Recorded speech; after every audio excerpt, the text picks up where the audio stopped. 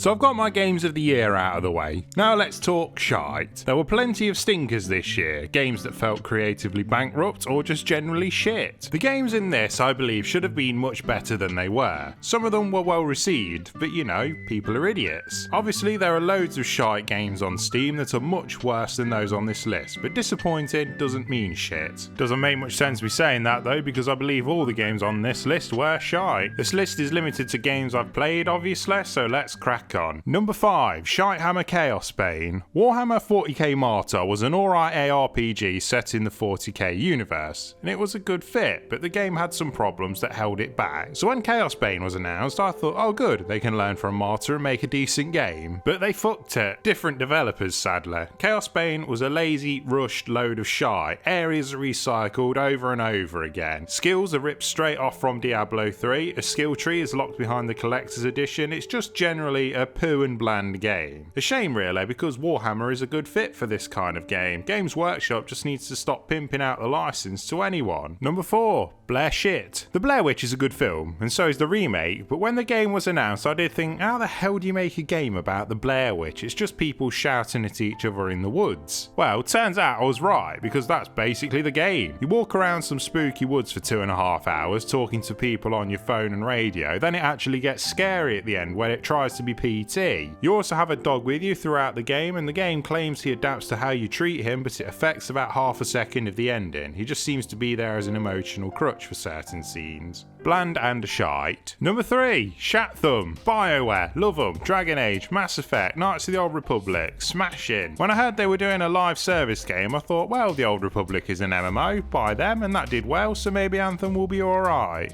Ooh.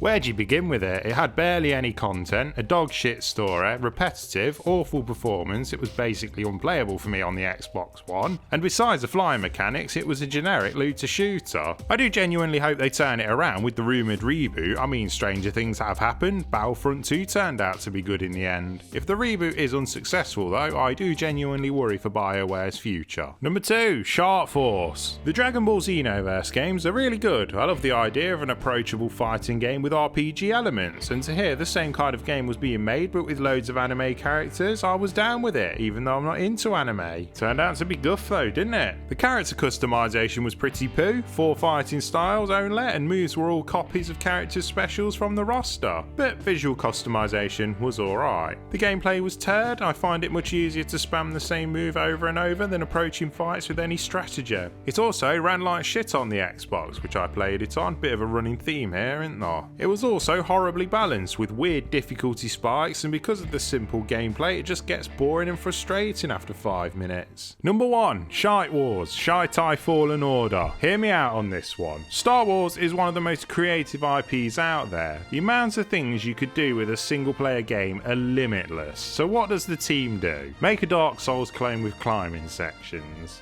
The story is full of stereotypical characters and goes exactly where you think it will. The force powers are very limited, the exploration is arse. The game isn't one big interconnected world, so you have to go out of your way to explore older areas once you have unlocked new abilities, only to get a part for your lightsaber which is covered by the character's hand anyway. Speaking of the shite saber, the lightsaber doesn't feel like a lightsaber. Enemies blocking with primitive looking maces should have it sliced in half. I know that to make it a video game event, but it just didn't feel right to me. You could be carrying a dildo and the game would feel exactly the same. The amount of climbing also made me want to throw up. Climbing sections are the absolute hangover shit of gameplay design. There's no danger. It might as well be the player walking down a straight corridor. The only danger comes from the controls not responding when you try to grab an edge. It looked gorgeous, but that's AAA games, innit? Look at the nice colourful image. Don't ask questions, just consume product. I'm glad it's done well sales-wise, honestly, because we need more single-player Star Wars games, but it just felt creatively bankrupt to me. So there you go fam, 5 games that are objectively dog shit, and if you have a different opinion, you are most definitely wrong and stupid. Happy New Year.